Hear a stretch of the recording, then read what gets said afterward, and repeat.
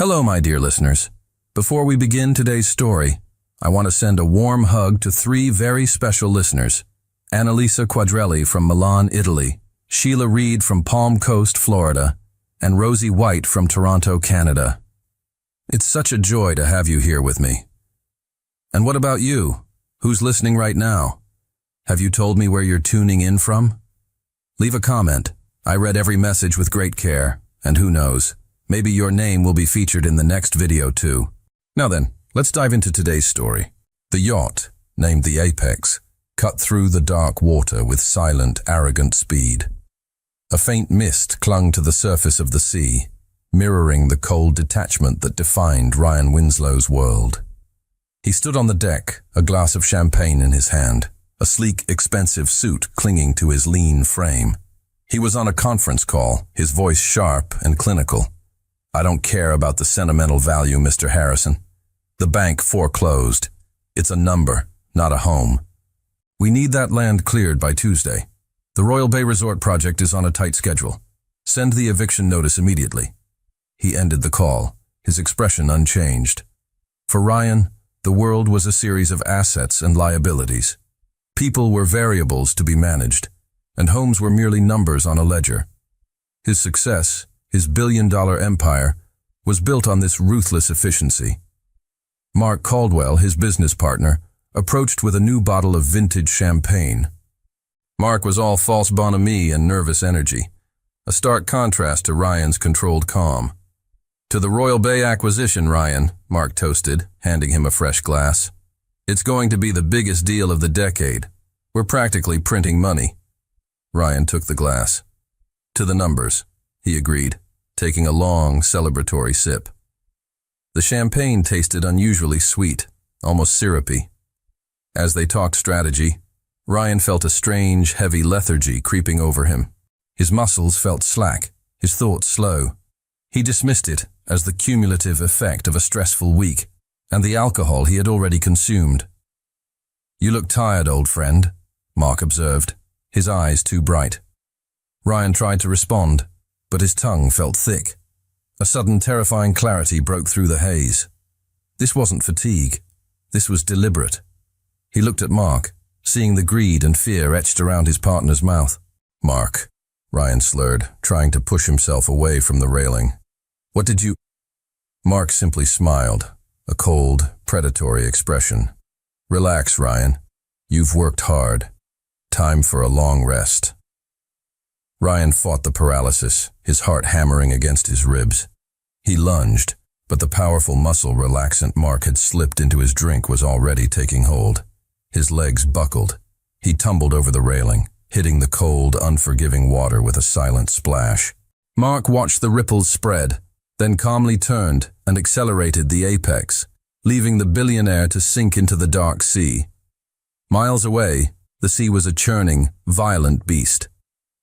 Annie, her face slick with rain, stood on the deck of her father's small fishing boat, battling the rising swell. She was only 25, but her hands were calloused and strong, used to the brutal honesty of the ocean. "Hold steady, Annie!" Her father, a man weathered by the sea, shouted over the roar of the wind. "We need to get this net in before the squall hits." Annie braced herself, her eyes scanning the dark horizon. She loved the sea, but tonight it felt hostile. She was focused on the net, but a flicker of movement, something unnatural in the churning water, caught her attention. It was a dark shape, too large to be debris, too still to be a fish. "Papa, stop the engine!" she yelled, pointing into the gloom. "There's a man in the water!" Her father, a man of action, cut the engine instantly. Annie didn't wait. She stripped off her heavy outer layer and plunged into the icy water. The shock of the cold was immediate, but her training took over. She swam toward the figure, her strong strokes cutting through the waves. When she reached him, he was barely conscious, his head lolling. He was heavy, impossibly so, dressed in sodden, expensive clothes. He was clearly fighting the water, but his movements were sluggish, uncoordinated. She looped her arm under his chest, struggling against the weight. She saw his face, chiseled, pale, and utterly helpless. With a superhuman effort born of adrenaline, she dragged him back toward the boat. Her father helped pull the dead weight aboard. Ryan Winslow lay on the deck of the small fishing vessel, breathing shallowly, his skin clammy. He was alive, but barely. Annie knelt beside him, her own body shaking from the cold and the exertion. She noticed the expensive material of his suit, the gleam of a heavy, complicated watch on his wrist. This was no local fisherman. As the boat finally limped toward the safety of the island shore, Annie looked down at the man she had saved, the man who smelled of wealth and cold detachment. "Who are you?" she whispered, her voice barely audible above the gentle lapping of the water. She knew with a certainty that chilled her more than the sea, that this stranger was from a world that would inevitably clash with her own. Ryan woke to the sound of gulls and the gentle creak of old wood. The air smelled of salt, dried herbs, and something warm and comforting, like brewing tea. His head throbbed, and his muscles ached with a deep, bone-weary exhaustion. He was lying on a simple, firm cot, covered by thick, hand-stitched blankets. He tried to sit up, but a wave of nausea hit him. The lingering effects of the muscle relaxant were still paralyzing his strength. "Easy there," a soft voice cautioned. He turned his head slowly. Annie was sitting beside him, mending a fishing net with practiced, swift movements. She looked even younger and more vital in the daylight. Her brown hair pulled back, her eyes the color of warm honey, focused entirely on her task. "You were drowning," she informed him simply, not looking up. "We pulled you out of the water last night. You've been mostly out of it for 12 hours. Ryan's mind, though sluggish, immediately went into crisis mode. He ran a quick inventory. Mark, the champagne, the fall, the attempt on his life. "Where am I?" he demanded, his voice rough and unfamiliar. "The island," Annie replied, finally meeting his gaze. "We brought you to our cabin. You're safe here. My name is Annie." "I need a phone. I need to call the city," Ryan insisted, trying to regain control. Annie shook her head. "No phone lines here, and the cell signal is non-existent. You're cut off, mister." Ryan paused. He couldn't reveal his full identity. If Mark thought he was alive, he would finish the job. "Ryan," he supplied, omitting his surname. "Just Ryan. I'm an entrepreneur. I was betrayed by a partner. We were on a boat, and he tried to cut me out of a deal." He kept the explanation vague, but the core truth, the betrayal, was real. He pushed himself up, ignoring the dizziness, and met her gaze with a desperate intensity. "Annie," he said, using her name for the first time, "I can't go back yet. My life is in danger. If my partner knows I survived, he will try to kill me again. I need time to think, to plan, to understand what he's doing." He appealed directly to her moral compass, the integrity he had already sensed in her. "I need refuge. Just for a little while. When I figure out how to stop him, I promise I will leave. I will go back to my world, and you will never see me again." Annie looked at the sophisticated, desperate man before her. She saw the fear in his eyes, the genuine threat to his life. She also saw the arrogance of a man who assumed he could simply walk back into his life whenever he chose. She sighed, a sound of resignation. "We don't turn away anyone who needs help, Ryan. But you need to understand something. This is not the city. You don't buy your way in here. You earn your keep." "Agreed," Ryan said instantly. "Anything." Annie smiled, a small, knowing curve of her lips. "Good, because the first thing you need to do is eat. And then you need to tell me how a man who owns a boat like that ends up floating in the middle of the ocean." Ryan felt a wave of relief wash over him. He had bought himself time. But as he looked at the woman who had saved him, he realized he was now trapped by his omission, an omission that was necessary for his survival, but which felt heavy with the promise of future pain. Ryan was utterly impotent. He held his sophisticated waterproof iPhone, which had miraculously remained in the tight pocket of his expensive trousers, aloft near the cabin window. The device, a testament to his obsession with preparedness and control, was intact, but the screen displayed the dreaded, immutable "no service" message.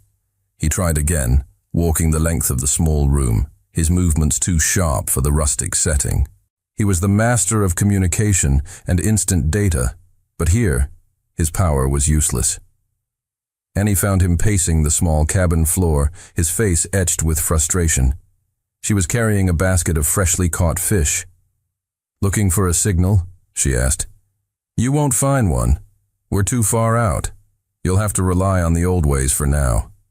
"Old ways?" Ryan scoffed, running a hand through his hair. "I solve problems with capital and logistics, not old ways." Annie simply smiled, a quiet challenge in her honey-brown eyes. "Then you have a lot to learn, Ryan." She led him out of the cabin and into the heart of the island community.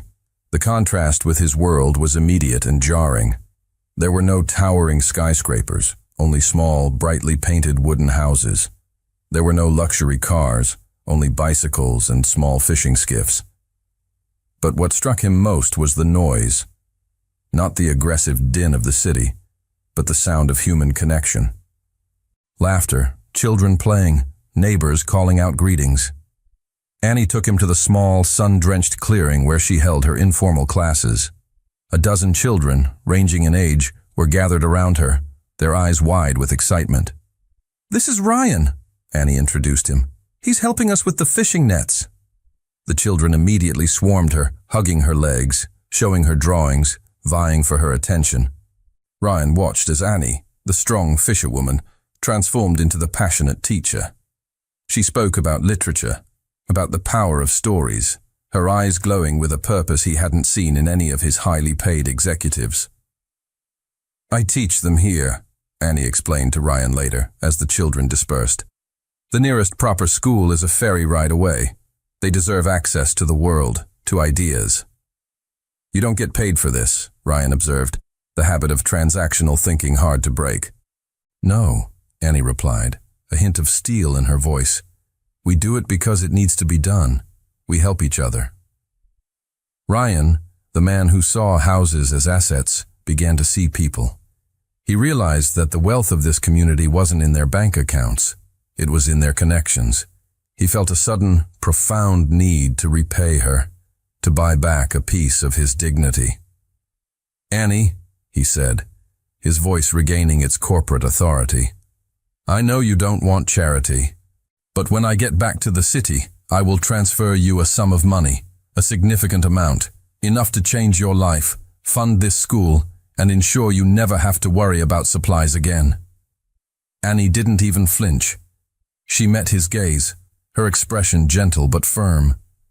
"We don't save lives for money, Ryan. We save because it's the right thing to do, and we don't accept payment for kindness. If you want to help, you can help me fix the roof on the shed." Ryan stared at her, utterly defeated. He realized that the sophisticated tools he relied on, his wealth, his influence, his control, were useless. He was stripped bare, forced to operate on a completely different set of values. He felt an unexpected, dangerous attraction to Annie's fierce integrity, but it also served as a painful reminder of how empty his own world had become. He was a king without a kingdom, and his only path to survival was to earn his keep in a world where his money meant nothing. Annie, true to her word, put Ryan to work. The first task was mending fishing nets, a task that required patience, dexterity, and a complete lack of corporate arrogance. Ryan, the man whose hands were accustomed only to the smooth glass of a champagne flute or the cool metal of a steering wheel, was spectacularly inept. "You're holding it like a dead fish, Ryan," Annie teased, her laughter ringing out across the small dock. Ryan frowned, his brow furrowed in concentration. He was used to mastering complex financial models in hours, but this simple knot defeated him repeatedly. His frustration was a familiar, unwelcome feeling.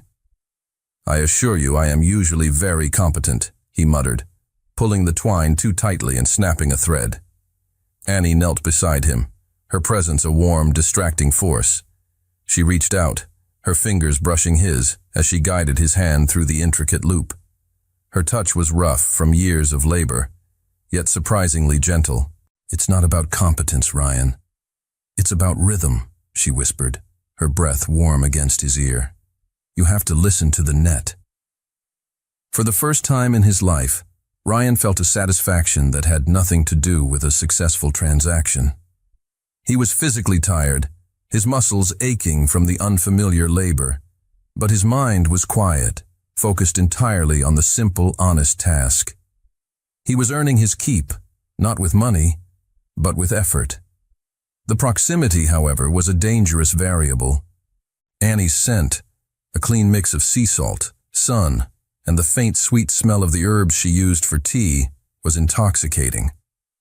They were working late that afternoon, trying to secure the nets before the predicted evening squall hit. They were in a small, isolated fishing shack on the far side of the cove, a place used to store gear and dry lines. The storm hit without warning. The wind howled, and the rain came down in sheets, instantly trapping them inside the small, dark space. The sudden, intense fear of the storm, the raw power of the sea, brought back the memory of the drowning. Ryan's breathing hitched, a familiar cold dread gripping his chest. Annie saw it instantly. She didn't ask questions. She simply moved closer, her presence a solid, grounding anchor. "It's just a squall," she said, her voice calm, though the adrenaline was palpable in the small space. "The shack is sturdy." The fear and the adrenaline, combined with the intense proximity, created a volatile mix. Ryan looked at her, truly looked at her. She wasn't just his rescuer, she was his sanctuary. She was the one who had read his soul and refused his money. He reached out, his hand cupping her cheek, his thumb tracing the line of her jaw. The sophisticated man who had always calculated his moves was gone. There was only the raw, desperate desire for connection, a connection he had never allowed himself to feel. He leaned in, his lips finding hers. The kiss was not impulsive, it was inevitable. It was a deep, consuming expression of admiration, gratitude, and a desire that had been simmering since the moment he woke up in her cabin. Her lips were soft, tasting of salt and the simple life he had come to crave. Ryan pulled her closer, his arms wrapping around her waist, deepening the kiss. He felt her response, a sudden fierce surrender that matched his own desperation. Suddenly, Annie broke the kiss, pushing back against his chest, her heart hammering against her ribs. Her eyes were wide, filled with a beautiful, terrifying confusion. "Ryan," she breathed, her voice shaky. "We can't." He didn't release her. He held her gaze, his eyes burning with an intensity that belied his usual control. "I know," he whispered, his voice rough with emotion. "But I have never wanted anything, or anyone like I want you, Annie." The air crackled with the unspoken truth. The physical labor had brought them closer, but the storm had revealed the depth of the emotional current pulling them under. The near kiss in the fishing shack had been a seismic event, shattering the fragile neutrality they had established. The next few days were marked by a charged silence.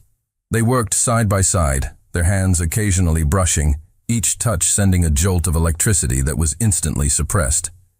They were both acutely aware that they were falling in love, a development that complicated Ryan's mission and threatened Annie's world. One evening, after dinner, they sat on the small dock, the air cool and calm, the sky a velvet canvas dusted with stars. The silence was comfortable, a sign of their growing intimacy. Ryan broke the silence.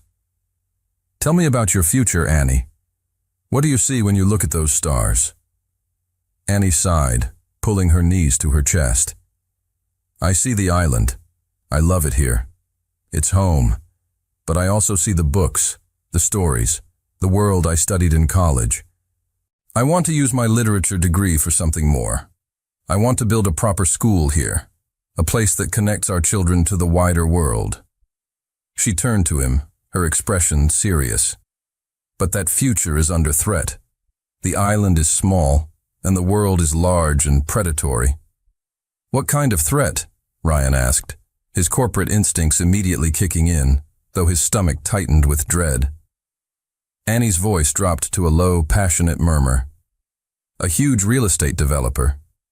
They want to buy up the entire village, force everyone out, and build some kind of luxury resort. She pointed vaguely toward the coast. They've been sending agents, offering lowball prices, using legal threats. They are trying to erase us, Ryan, to turn our home into a playground for the rich. Ryan felt a cold sweat break out on his forehead. He knew exactly what she was talking about. The Royal Bay Resort. The massive, secretive deal he and Mark had been celebrating on the Apex. "And what are you doing about it?" he asked, trying to keep his voice neutral. Annie's eyes flashed with a fierce, defiant light. "We fight. We have a small activist group. We meet every week. We organize. We try to find legal loopholes. We are trying to raise awareness." She laughed, a short, bitter sound. "But we are like ants against an anteater, Ryan. They have the money, the lawyers, the power. But we have the moral ground. We have to fight because if we lose this, we lose everything that makes us us." She looked at him, her passion burning bright. "I know you're a businessman, Ryan, but you have to understand. This isn't just property. This is where generations of families are buried. This is our history." Ryan felt a physical pain in his chest. He was the anteater. He was the man responsible for the destruction she was fighting so fiercely against. He had founded the company. He had signed off on the initial plans for the Royal Bay Resort. He had been so far removed from the ground operations, so focused on the bottom line, that he had never bothered to ask how the properties were being acquired. He had simply trusted Mark to handle the logistics. He realized that Mark hadn't just tried to kill him for the profits. Mark had been operating a criminal enterprise under the guise of the Winslow Property Holdings, knowing Ryan would never approve of such cruel tactics. Ryan's initial reason for returning, revenge against Mark, suddenly felt small and selfish. Now he had a far greater, more terrifying motivation: redemption with Annie. He looked at the woman he was rapidly falling in love with, the woman who hated the company he founded. He felt a sickening knot in his stomach. He was trapped. He was falling for the woman who was fighting the monster he created. The next morning, the abstract threat Annie had described became brutally real. Ryan was helping Annie's father, a kind, weathered man, repair a small engine near the docks. Ryan was still clumsy, but he was learning the rhythm of the work, his mind surprisingly clear. Suddenly, a wail of despair cut through the morning air. A woman from the village, Mrs. Elena, appeared on the dock, her face streaked with tears, clutching a small, worn box of belongings. She was sobbing uncontrollably, her body shaking with profound grief. Annie rushed to her side, immediately holding her. "Elena, what happened? What is it?" Elena could barely speak, holding up a crumpled legal document. "They came, Annie. The officers. They said I had to leave, today. They said the house belongs to the Winslow Property Holdings now." Annie's eyes flashed with a deep, righteous anger. She turned to Ryan, explaining the situation, her voice tight with indignation. "This is what they do, Ryan. Elena's family has owned that house for 3 generations. There were no debts, no foreclosure. But the Winslow Property Holdings uses these aggressive legal tactics. They find some obscure zoning violation, some ancient easement, and force a sale at a fraction of the value. They are buying the houses out from under people who can't afford the legal fight." She pointed to the document in Elena's hand. "They are systematically destroying our community, one family at a time, just to build their damned Royal Bay Resort." Ryan felt a wave of icy coldness wash over him. He looked at Elena, the physical manifestation of the numbers he had always dismissed. He saw the genuine, soul-crushing pain of a woman losing her home, her history, her security. He knew the name on the document. He knew the company. He knew the resort. He was the Winslow Property Holdings. The realization was a crushing blow. He had always seen himself as a shrewd businessman, not a villain. He had assumed Mark was handling the acquisitions legally, just quickly. He had never imagined this level of cruelty. He realized Mark wasn't just trying to kill him for the money.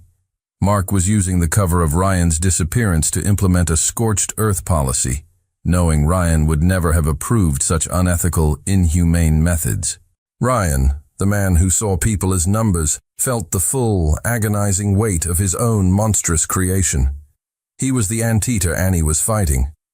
He looked at Annie, her face contorted with fierce compassion for Elena. He knew that if she discovered the truth now, he would lose her forever. He was not just the man who omitted his identity. He was the source of her community's suffering. He now had 3 overwhelming motivations. 1. Survival. Stop Mark before he tried again. 2. Vengeance. Expose Mark's fraud and attempted murder. 3. Redemption. Save the island and earn back the respect of the woman he loved.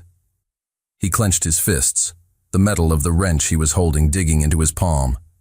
He needed to get back to the city immediately. "Annie," he said, his voice low and strained. "This is terrible. You're right. You can't let them win." He looked at Elena, his eyes filled with a pain that was both personal and corporate. He knew he was the monster in the room, and the only way to stop the destruction was to confront the monster's head, which meant confronting himself. He now had to face the terrifying truth. He was falling in love with the woman whose life he had inadvertently ruined. The discovery that he was the unwitting architect of the island's destruction had profoundly changed Ryan. His movements were now tinged with a desperate urgency, his gaze often distant as he mentally mapped out his return to the city. Annie, sensing his renewed tension, tried to ground him in the warmth of the community. She insisted he join her family for Sunday dinner, a sacred ritual in their home. Ryan was hesitant. He felt like an imposter, a wolf in borrowed clothing sitting at the table of his victims. He was afraid the simple honesty of the family would expose his guilt. The dinner was a chaotic, beautiful mess. Annie's grandmother, a formidable woman with kind eyes, presided over the table, serving a massive platter of roasted fish with lemon and herbs. Annie's father shared stories of the sea, and Annie herself laughed freely, her eyes sparkling as she recalled childhood adventures. Annie brought out an old photo album, sharing faded pictures of her childhood. She pointed to a picture of a small wooden shack. "That was my first classroom," she explained. "Before I went to the mainland for college, I taught the younger kids there." Ryan watched her, captivated.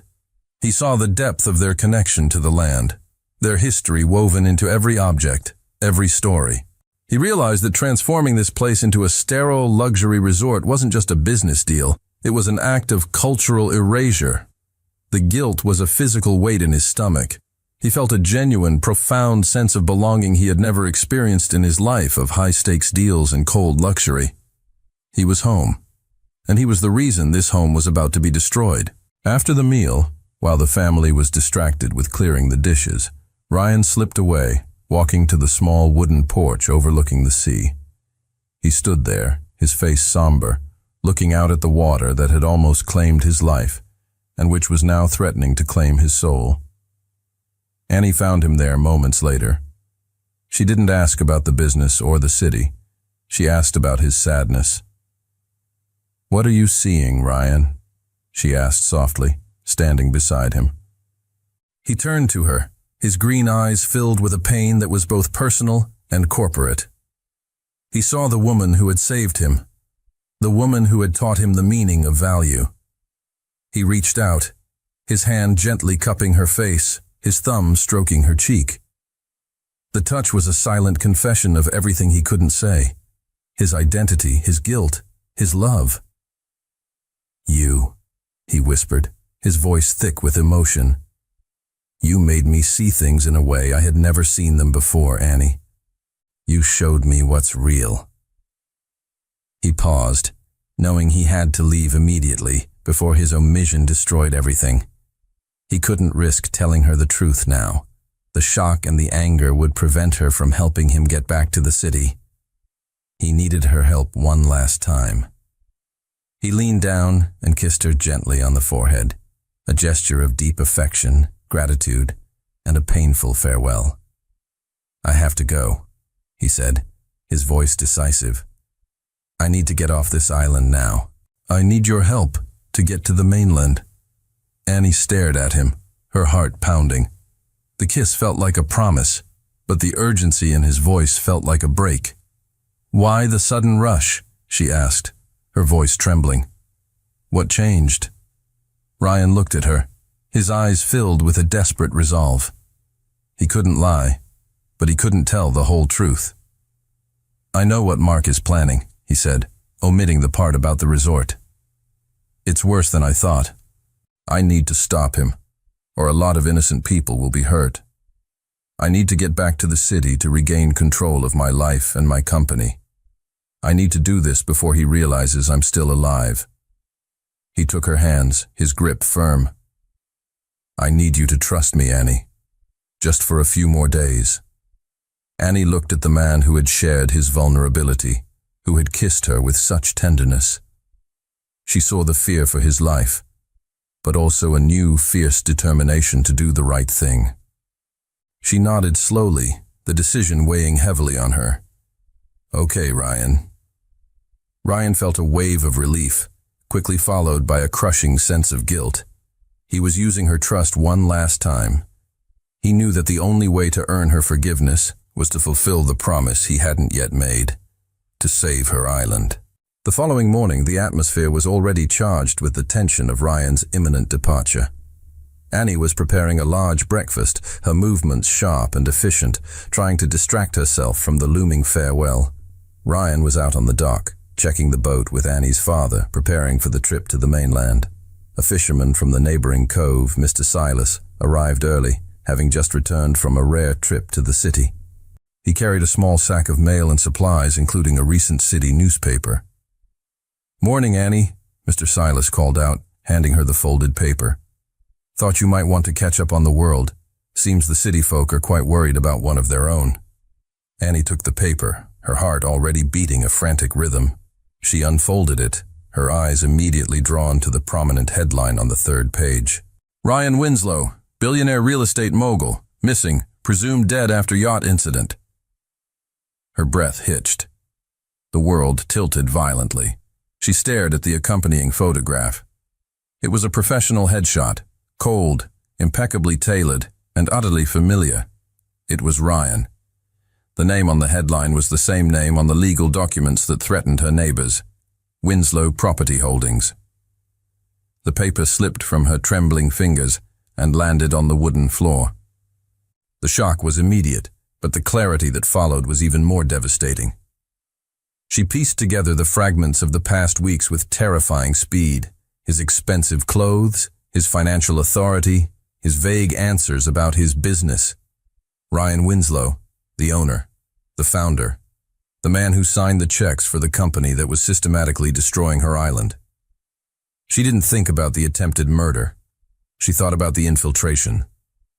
He hadn't been hiding from Mark. He had been gathering intelligence. He had been sleeping in her cabin, sharing her meals, kissing her under the stars, all to disarm the leader of the resistance movement. His confession of being betrayed by a partner was a carefully constructed half-truth designed to gain her trust. The tenderness, the shared vulnerability, the kiss. It was all a performance, a calculated move to protect his billion-dollar project. A cold, sickening certainty gripped her. She had opened her heart and her home to the very enemy she was sworn to fight. She snatched the paper up, folding it tightly, hiding the devastating truth in her pocket. She looked out the window. Ryan was walking back toward the cabin, his face animated, a genuine smile on his lips as he discussed the morning's fishing with her father. He looked content, happy. The love she felt curdled into a fierce, burning rage. She waited for him, her body rigid, her eyes blazing with the pain of profound betrayal. The confrontation was coming, and it would be explosive. Ryan walked into the cabin, his movements light, his mood buoyant.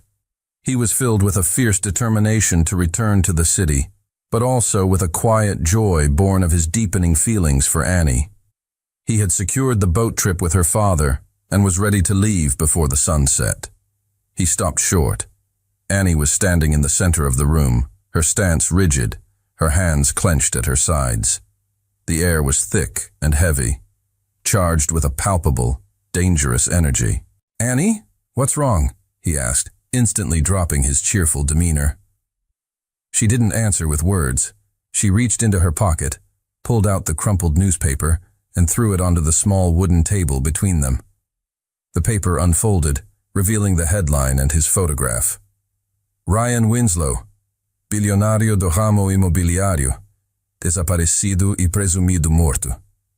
Ryan stared at the paper, the blood draining from his face. His carefully constructed wall of omission crumbled instantly. The moment he had dreaded had arrived. "Who are you, really?" Annie's voice was low, trembling with a controlled fury that was far more terrifying than any scream. Ryan knew there was no escaping the truth. He looked at her, his eyes pleading for understanding. "My name is Ryan Winslow. I am the owner and CEO of Winslow Property Holdings, and I was almost killed by my partner, Mark Caldwell, who thought he could take over the company by declaring me dead." He took a step toward her, but Annie flinched, a sharp, painful movement that stopped him dead. "Don't," she warned, her voice cracking. "Don't you dare touch me." "Annie, listen to me," Ryan pleaded, his voice earnest. "I know this looks bad, but I swear I didn't know about the methods. I knew about the Royal Bay Resort. Yes, it was our biggest project. But I was focused on the numbers. I was in the city, far removed from the ground operations. I trusted Mark to handle the acquisitions legally." He gestured wildly. "It was only when you told me about Elena, about the cruel tactics, about the houses being taken without debt. That's when I realized Mark was operating a criminal enterprise under my name. He was using my company to destroy your home." Annie laughed, a harsh, bitter sound that tore at Ryan's heart. "You expect me to believe that? The billionaire CEO, the master of the deal, didn't know how his biggest acquisition was being handled? You were here, Ryan, asking about our resistance, asking about the island's weaknesses. You were gathering intelligence. You used my trust, my family's kindness, and my feelings for you to protect your bottom line." Tears of rage and betrayal streamed down her face. "You are the enemy, Ryan. You are the Winslow Property Holdings. You are the monster that is coming to take our homes. You didn't just lie about the company, Ryan. You made me feel like I was special, like we had something real, while you were here studying me. You used my kindness as a tool." Ryan felt a crushing weight of guilt. He saw the genuine pain in her eyes, the devastation of her trust. He knew no words could possibly suffice. "I know you don't believe me," he said, his voice raw with despair. "And I don't blame you. But I swear on everything I've learned here, everything you taught me, that I am going back to stop him. Not just to save my company, but to save your island." He looked at her, his gaze intense, desperate. "I will prove it to you, Annie. I will return to the city, expose Mark, and reverse every single illegal acquisition he made. I will undo the damage I unknowingly caused. I will do this, even if it costs me my entire fortune and my company." He took a final, desperate step toward her. "The only way I can prove I love you is by proving I am not the man you think I am. I am going to prove to you that I am not lying. I will go back and fix this, even if it costs me everything." The confrontation had left the cabin vibrating with raw emotion. Annie stood rigid, her arms crossed, the remnants of her love battling the overwhelming evidence of betrayal. Ryan knew he couldn't waste another second arguing. He had to leave before Mark consolidated more power, or worse, sent someone to finish the job. "I need your father to take me to the mainland now," Ryan stated, his voice now purely focused on logistics. "I need to move fast." Annie remained motionless, her eyes cold and distant. "Why should I help the man who is trying to destroy my home?" "Because if you don't, Mark wins," Ryan countered, appealing to her activism. "He will continue the acquisitions, and the resort will be built. I'm the only one who can stop him from the inside. I need to be alive, and I need access to my company's records. Your father is the only way I can get off this island discreetly." Annie hesitated. She looked at the newspaper, then at Ryan. The logic was sound, but the risk was immense. She was gambling her community's future on the word of a man who had just lied to her for weeks. Finally, she nodded, a slow, agonizing movement. "I'll talk to Papa. But I'm doing this for Elena, for the island, not for you." She refused to look at him again. She went to find her father, leaving Ryan alone to gather his few belongings. The departure was silent and strained. Annie's father, a man of few words, looked at Ryan with a mixture of suspicion and pity, but he honored his daughter's request. Annie stood on the dock as the small fishing boat pulled away. She watched Ryan, who was standing in the stern, looking back at her. The distance was already too great for words. She refused to wave. She refused to show any sign of weakness. Just as the boat rounded the cove and disappeared from sight, Annie noticed a small folded piece of paper tucked under a coil of rope near where Ryan had been standing. She rushed forward and snatched it up. It was a note written on a torn piece of paper, the handwriting sharp and determined, the handwriting of the man who saw numbers and contracts. She opened it, expecting a final, desperate plea of love. Instead, the note contained only a single, stark promise. "Annie, I am not asking for your forgiveness, and I am not asking for your love. I am asking for your patience. I will return the island. I will ensure that every single home taken by Mark is legally and financially restored to its rightful owner. I will also ensure that no one ever again can touch this place. This is not a declaration of love. It is a contract of honor. Hold me to it." Annie clutched the note, her knuckles white. He hadn't promised to call. He hadn't promised to come back for her. He had promised to save the island. The promise was cold, logical, and utterly in character for the man she knew, yet it was the most romantic gesture he could have made.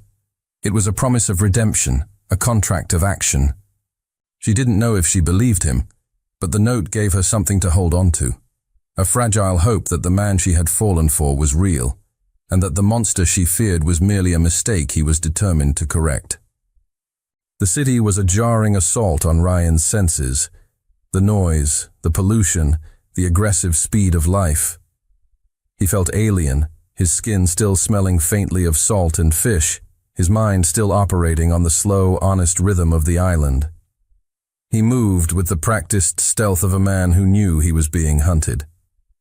He spent 48 hours in a secure, anonymous location, gathering undeniable proof of Mark's actions. He used his deep knowledge of the company's internal accounting and the information Annie had provided about the illegal acquisitions. Meanwhile, Mark Caldwell was having the best week of his life. Mark was chairing an emergency board meeting at the Winslow Property Holdings headquarters, his face smug, his tone authoritative. "As we all know," Mark announced, tapping a pen against the mahogany table, "Ryan Winslow is legally presumed dead, a tragic accident. I have secured the necessary documents to assume full control, and the Royal Bay Resort project can now proceed without his sentimental interference." He was about to sign the final declaration when the massive oak doors of the boardroom swung open with a resounding thud. Every head in the room turned. Ryan Winslow stood in the doorway. He was thinner, his suit rumpled, his hair slightly longer than usual, but his eyes, those intense green eyes, were colder and more determined than ever before. He looked like a man who had literally returned from the dead.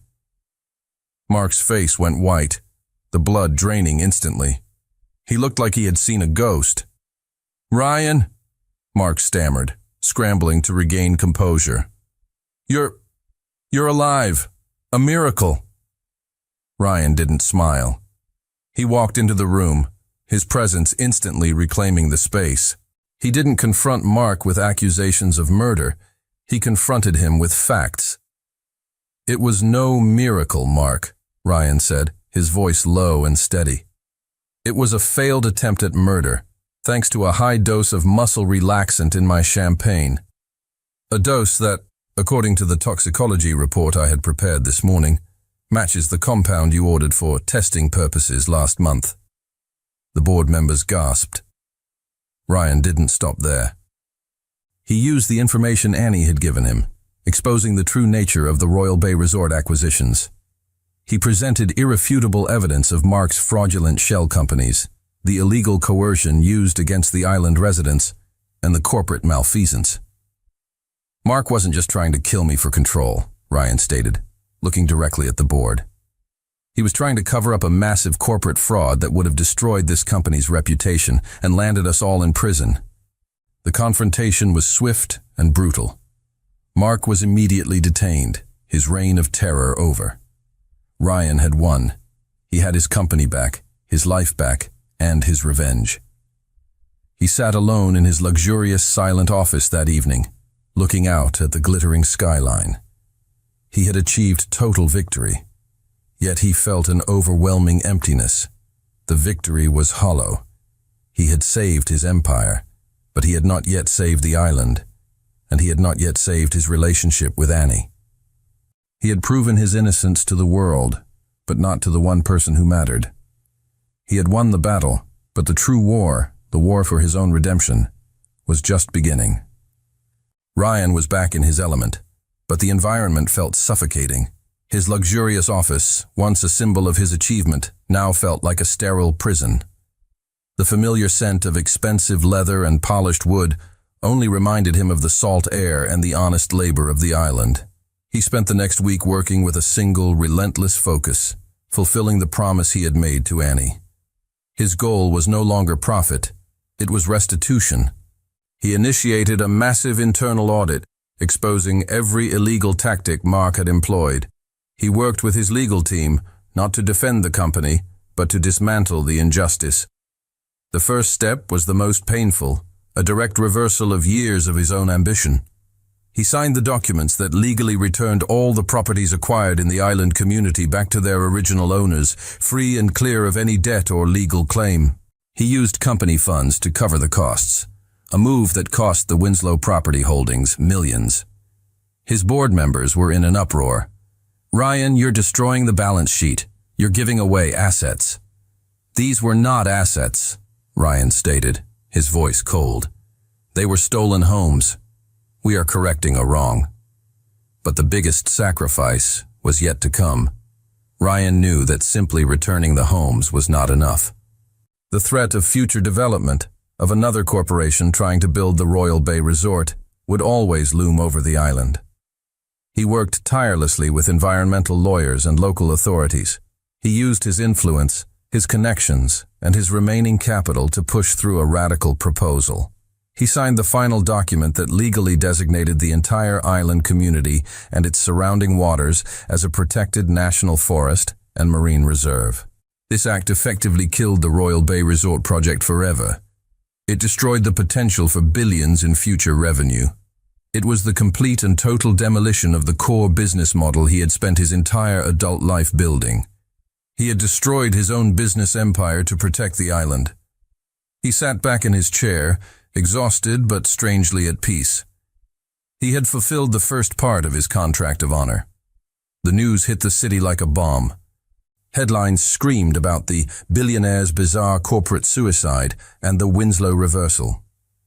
On the island, the news arrived slowly, carried by the returning property deeds and the official government declaration. Annie was in her small classroom when her father rushed in, his eyes wide with disbelief, holding the legal papers. "Annie, look! Elena's house. It's hers again. And the government. They declared the whole island protected." The community erupted in celebration. The anteater had been defeated. Annie stood amidst the joyful chaos, clutching the crumpled note Ryan had left her. "I will return the island, and I will ensure that nobody else can touch this place." He had done it. He hadn't just returned the homes. He had ensured the island's future. He had destroyed his own life's work to keep a promise to her. A profound realization washed over her. The man who had omitted his name was not the monster she had feared. He was a man capable of colossal mistakes, but also of colossal redemption. The anger was replaced by a deep, overwhelming sense of awe and love. He had proven his innocence to the world, but more importantly, he had proven his love to her through the only language he knew: action and sacrifice. Ryan had won the corporate war, but the silence of his victory was deafening. He had saved the island, but he was utterly alone. He was now the undisputed CEO of the Winslow Property Holdings, but the company's focus had irrevocably shifted. He was no longer interested in maximizing profit. He was interested in maximizing purpose. He sat in his penthouse, the vast windows overlooking the city he had once conquered. He had everything back: his wealth, his power, his life, yet the space felt cold and hollow without the warmth of Annie's presence. He tried to call her. He tried once, then twice, then a dozen times. She never answered. He understood. Redemption wasn't automatic. It had to be earned through patience and proof. He realized that his grand sacrifice, destroying the Royal Bay Resort project, was only the first step. He had proven he wasn't a villain, but he hadn't proven he was a partner. Ryan decided that money would no longer be his focus, but his tool. He liquidated a significant portion of his personal assets and dedicated the funds entirely to the island. He established the Winslow Community Fund, focused on sustainable development. He didn't just donate money, he invested in people. He financed the construction of a proper modern school facility, complete with internet access and a library. He funded a project for sustainable fishing and ecotourism, creating new, honest jobs for the islanders. He was investing in the future of the community that had saved him, channeling his genius for logistics and capital into a purpose that finally felt meaningful. He was investing in people, not in assets. He knew he couldn't simply show up on the island as the returning hero. He had to give Annie time to process the betrayal and the redemption. But the waiting was agonizing. He would often find himself staring at the sea, remembering the salt on her skin, the sound of her laughter, the fierce integrity in her eyes. One crisp afternoon, Ryan made a decision. He had done all he could from the city. He had fulfilled the terms of his contract of honor. He had proven his change was permanent. He booked a private seaplane, not for a grand entrance, but for a discreet drop-off. He packed a small bag, leaving behind his expensive suits and his corporate armor. He was traveling to the island, not as the billionaire who had saved them, but as the man she had saved from the sea. He was going to face her, stripped of his power, and hope that the man she had fallen in love with was still there, waiting for him. Annie was on the beach, the late afternoon sun casting long shadows across the sand. She was sketching designs for the new school library, a project now fully funded and underway thanks to the Winslow Community Fund. The island was thriving. The fear was gone, replaced by a vibrant hope and a renewed sense of community. She felt a deep, quiet gratitude for Ryan. He had kept his promise. He had proven his love through action, sacrificing his empire for her home. Yet, the betrayal still lingered, a scar on her heart. She hadn't allowed herself to contact him, knowing that the final step in their journey had to come from him. Suddenly, a small seaplane appeared, landing gently on the water in the cove.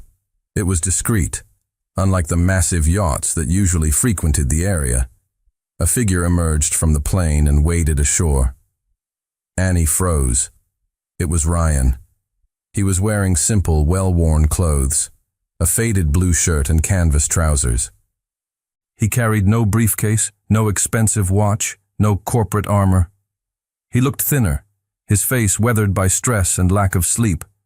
But his eyes, those intense green eyes, were focused entirely on her. He stood on the sand, a few feet away, making no move to approach until she gave him permission. He was no longer the arrogant billionaire. He was just a man, vulnerable and exposed. Annie dropped her sketchbook and ran. She ran not away from him, but to him. She covered the distance between them in a desperate sprint, throwing herself into his arms. Ryan caught her, holding her tightly, burying his face in the familiar scent of salt and her hair. He felt her small, strong body pressed against his, and the emptiness he had carried for months finally dissolved. "You came back," she whispered into his shoulder, tears wetting his shirt. "I promised," he murmured, his voice thick with emotion. "I fulfilled the contract of honor." She pulled back slightly, her hands framing his face. She looked at the man who had destroyed his life's work for her. "You destroyed the project of your life," she said, her voice filled with awe. Ryan looked at her, his gaze unwavering. "You didn't just save me from the sea, Annie. You saved me from myself. I was drowning long before I fell off that yacht. I was drowning in numbers and greed. You showed me what real value is."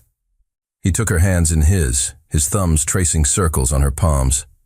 "I didn't destroy the project of my life, Annie," he corrected, his voice firm. "I rebuilt it. I rebuilt it around purpose, around community, and around you." He slowly knelt down on the sand, ignoring the sharp shells and the wet grit. He reached into his pocket and pulled out a small, simple velvet box. "I came here to fulfill the final clause," he said, his eyes shining with love. "I don't have a corporate proposal this time. I have a genuine one." He opened the box, revealing a simple, elegant ring. "I want to be your partner, Annie. Not in business, but in life. I want to build a future here, with you, where we measure success not by profit, but by the laughter of children and the strength of our community." He looked up at her, his heart laid bare. "Will you marry me, Annie? Will you give me a lifetime to prove that the man you saved is the man you deserve?" Tears streamed down her face, but her eyes were bright with certainty. "Yes," she whispered, her voice choked with happiness. "Yes, Ryan. I will marry you." He stood up, sliding the ring onto her finger. It was a perfect fit. He pulled her into a kiss that tasted of salt, redemption, and the promise of a life built on solid ground. 2 years later, the island was unrecognizable, yet perfectly preserved. The Winslow Community Fund had transformed the village. The new school, a bright modern building designed to blend with the landscape, was a hub of activity and had become a model for rural education across the state. The sustainable fishing and tourism projects ensured that the community was thriving, not just surviving. It was a warm, sunny afternoon, and the entire island community was gathered for a celebration. The first birthday of Lily, Ryan and Annie's daughter. Ryan, no longer the cold, impeccably dressed CEO, was on his knees in the grass, his shirt stained with cake frosting, trying to coax a giggle from his daughter. He was fully present, his laughter genuine and unrestrained. Annie watched him from the porch, her heart full. He was still a powerful man, but his power was now channeled into nurturing and protecting what he loved. He was a man who had found his purpose. Later, as the party wound down, Ryan took Annie's hand and led her away from the noise, toward the secluded cove where he had almost drowned. They stood at the water's edge, the setting sun painting the sky in soft hues. "Do you remember what I told you on the apex?" Ryan asked, his arm wrapped securely around her waist. "That you were celebrating the biggest deal of the decade," Annie replied softly. "Exactly," he said. "I thought success was measured by the size of the acquisition. I thought the Royal Bay Resort was the pinnacle." He turned to her, his eyes filled with a love so profound it made her breath catch. "I was wrong. The biggest deal I ever closed wasn't real estate. It was the contract of honor I signed with you." He reached into his pocket and pulled out a small, tarnished object, the expensive, complicated watch he had been wearing when he fell into the sea. "This used to measure my life, minutes, hours, deadlines. Now it's just metal."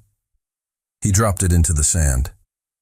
"You," he continued, placing his hand over her heart, "you measure my life in purpose, in connection, and in love." He looked toward the horizon, then back at the island, at the thriving school, the busy docks, the happy homes. I used to see people as numbers and money as the only metric. Now my greatest asset is the laughter of our daughter, the strength of this community, and the fact that I get to wake up next to the woman who taught me how to live. He kissed her, a long, tender kiss that held the promise of forever. Ryan Winslow was no longer the arrogant, cold billionaire. He was a husband, a father, and a man who understood that the true wealth of life lies not in what you own, but in who you love and what you build together. The island, once his biggest liability, had become his greatest redemption and his eternal home.